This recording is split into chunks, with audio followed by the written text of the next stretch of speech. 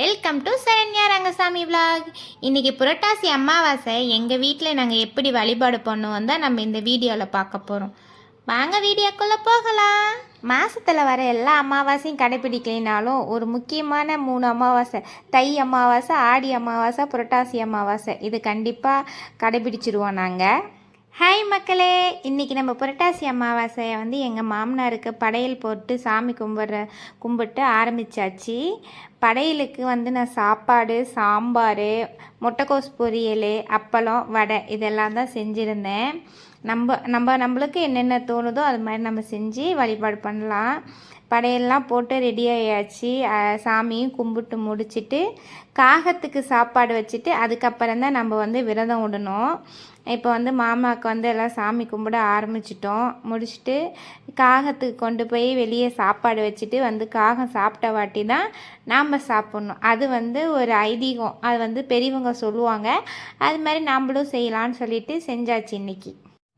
சாமியில் கும்பிட்டு முடித்த வாட்டி அதில் இருக்க எல்லாமே கொஞ்சம் கொஞ்சமாக எடுத்து காகத்துக்கு கொண்டு போய் வெளியே வைக்கணும்.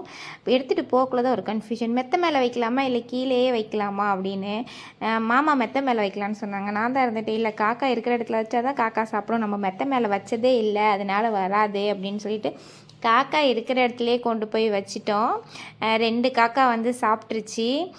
அது சாப்பிட்ட வாட்டி தான் நாங்கள், ஏன்னா உடனே சாப்பிட்ணும் இல்லையா, அதனால் நம்ம செஞ்சது எப்போ காக்கா வரும் நம்ம வெயிட் பண்ணிகிட்ருக்கணும். இருக்கிற இடத்துலையே கொண்டு போய் வச்சா சீக்கிரம் சாப்பிட்டோம், நம்மளும் சாப்பிட்றலால, அதனால் இருக்கிற இடத்துலையே வச்சிட்டோம். வச்சு ஒரு 5 செகண்ட்லேயே காக்கா வந்துச்சு, சாப்பிட்டுச்சு. அதுக்கப்புறம் மாமா பசங்க எல்லோரும் சாப்பிட்டு அவங்களாம் கோயிலுக்கு கிளம்பிட்டாங்க. திருச்செங்கோட்டு மலையில் இன்றைக்கி அன்னதானம் இவங்களாம் கொடுப்பாங்க. அதனால் பசங்க எல்லாம் அங்கே கிளம்பி போயிட்டாங்க. போயிட்டு அங்கே சாமி தரிசனம்லாம் முடிச்சுட்டு ஈவினிங் போல் தான் வந்தாங்க. நானும் அன்றைக்கி அப்போ சாப்பிடல. நானும் கோயிலுக்கு போயிட்டு அதுக்கப்புறமேட்டு சாப்பிட்லான்னு சொல்லிட்டு ஆஃப்டர்நூன் மேலே தான் நானும் சாப்பாடு சாப்பிட்டேன். சாப்பிட்டு முடிச்சுட்டு அன்றைக்கி அமாவாசை வழிபாடு சிறப்பாக முடிஞ்சுது. உங்களுக்கெல்லாம் இன்றைக்கி அமாவாசை எப்படி போச்சு அப்படின்னு சொல்லிட்டு கமெண்ட் பண்ணுங்கள். எங்கள் வீட்டில் அன்றைக்கி அமாவாசை இப்படி தான் போச்சு. உங்கள் வீட்டில் எப்படி போச்சுன்னு கண்டிப்பாக கமெண்ட் பண்ணுங்கள்.